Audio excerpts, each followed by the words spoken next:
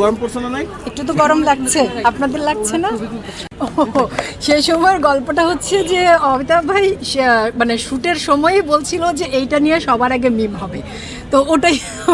এবং ইভেন আমাদের হইচয়ে সাকিব ভাই আমাদের গ্রুপে বলছিল যে এই সংলাপটা নিয়ে সবার আগে মিম হবে। এবং হ্যাঁ, মানে সেই মিমের সংখ্যা এবং ফরম্যাট দেখে আমরা নিজেরাও খুবই মানে উচ্ছ্বসিত তো বটেই, ভীষণ এতটা হবে এটা আবার আমরা ভাবিনি, আমি তো ভাবিনি। হারিয়ে আছেন আমি সহ আর কি, প্রত্যেকেই দুর্দান্ত অভিনেত্রী, দুজন নতুন, এছাড়া বাদ বাকি ছজন নিজের জায়গায় মানে অলরেডি প্রতিষ্ঠিত, জনপ্রিয়, খুবই ভালো কাজ করছেন।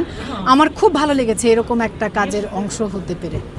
ধন্যবাদ আমার পরিচালকের প্রতি আবারও, মানে অমিতাভ ভাই এবং তার পুরো টিমের প্রতি।